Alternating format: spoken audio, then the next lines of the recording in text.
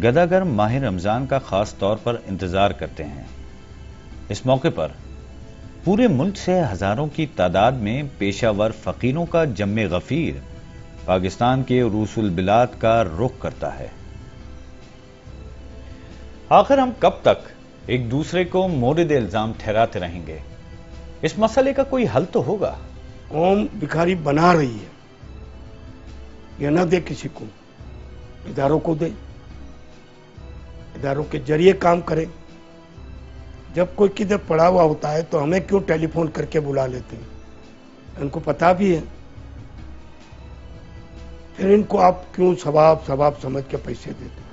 आप उसका सवाब नहीं है, उसकी जिंदगी तबाह कर रहे हैं, उसकी नस्ल पूरी तबाह कर रहे हैं। तो अब तो ये हाल है कि भिखारियों के बारे में मोबाइल चोरी करने वाले भी आ जा रहे हैं, छीनने वाले भी आ रहे हैं। हर पुलिस नहीं हूँ ना, मैं पुलिस का ऑफिशियल हूँ, मगर पुलिस के जो ज़ाहिर बात है आईजी लेवल पे बैठने वाले लोग हैं या जो इंटीरियर मिनिस्ट्री चलाने वाले लोग हैं, उनको भी एक फर्म पॉलिसी जो है वो इस पर अडॉप्ट करनी चाहिए, बनानी भी चाहिए। और short term long term strategy की बुनियाद पर जब हम काम करेंगे तो चीज़ें जो है वो वक्त के साथ साथ जो है बेहतर हो जाएंगी। अगर ये हुकूमत ने नहीं रोका तो चोरी, डकैती, भिखारीपन ये बढ़ता ही जाएगा। बहरहाल लोग सोचते चाहते हैं, लेकिन हमारे माशरे में कुछ तंजीमें भी ऐसी हैं जो इनको परवरिश करती हैं। कुछ लोग ये धंधा बनाकर बैठे हुए हैं बेगर का, ये इनको ठेकों पे चलाते हैं। कुछ इलाकों में माजूर बच्चा पैदा होता है तो खुशियां मनाते हैं, क्योंकि साल के 2-4-5 हजार ठेके पे ये बच्चा बिकता है।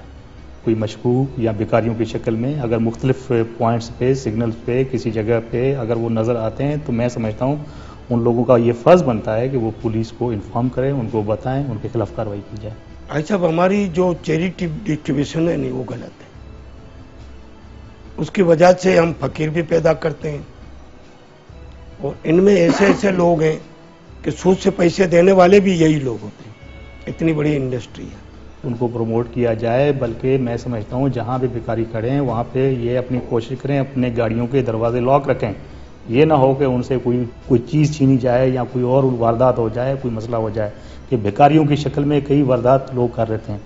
अच्छा, गवर्नमेंट इस पर पाबंदी लगा ले कानून में, इससे दूसरा तबका फायदा उठाएगा।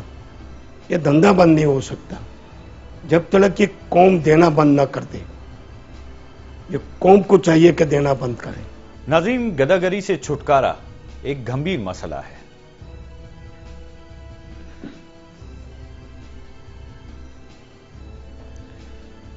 इस लानत को परवान चढ़ाने में हमारा अपना भी काफी अमल दखल है। हमें चाहिए कि इन फकीरों की नाजायज इमदाद अब बंद करें ताकि इनकी इस्लाह हो सके और ये अपने घरों से हलाल रोजगार की तलाश के लिए निकलें, ना कि किसी से भीख मांगने या किसी के आगे हाथ फैलाने के लिए। अगर हमने ये अपनी गलत रविश ना बदली तो नस्ल दर नस्ल फकीर बनाने की जिम्मेदारी हमारे अपने सर है। और अब चलते हैं अपनी 2 शॉर्ट स्टोरीज की जानिब।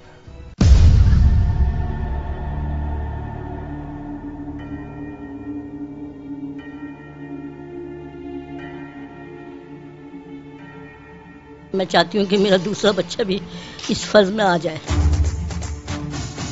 मेरी खाला सास को बच्चा चाहिए था ना, तो बोला कोई ऐसा बच्चा हो ना तो मुझे बता देना ना, तो मैं पैसे दे के भी ले लूंगी आपको। 2 दिन के अंदर तुम्हारे को बच्चा ला के दूंगा, खाली तुम पैसे तैयार रखना।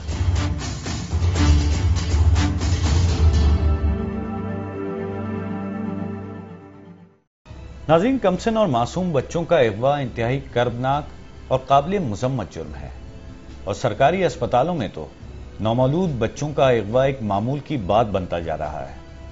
किसी के जिक्र का गोशा अगवा होना एक इंतहाई अफसोसनाक अम्र है। गुज़िश्ता दिनों कराची के एक सरकारी अस्पताल में एक बच्चे के अगवा और फिर उसके बाजियाब होने की रुदात मुलाहिजा करते हैं।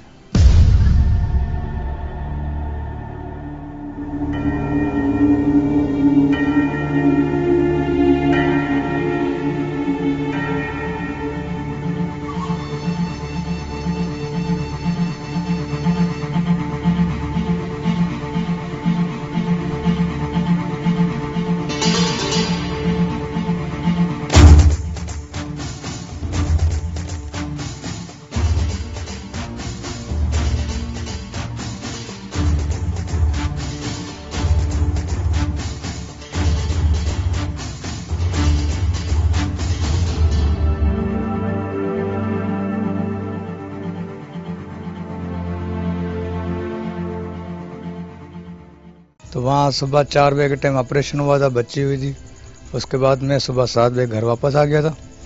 उसके बाद तकरीबन 12 बजे के टाइम मेरी साली का फोन आया था। दरवाजे तक मैंने देखा, वो गया था, कमरे तक गया। मैंने फिर भी माँ का तो दिल होता है ना। फिर मैं थोड़ी देर बाद फिर मैंने बोला जा देखो बहन के पास है या नहीं बच्ची मेरी। तो पता चला बच्ची नहीं थी वहाँ पर। फिर मेरी बहन ढूंढने भागी, ये करा वो करा, मगर बच्ची नहीं थी मिली। मुलजमान चूँकि जो है नहायत ही चालाक थे, उन्होंने पहले आके अंदर स्टाफ में जो है अंदर वो गए किसी बहाने से और बड़ी चालाकी से लोगों को ऑब्जर्व किया। उसके बाद जो है उन्होंने मौका देखते ही वहाँ से बच्ची को उठा के वहाँ से अगवा कर लेके चले गए। मेरे भांजे ने बताया कि भाई मामू हमारी बच्ची वहाँ ले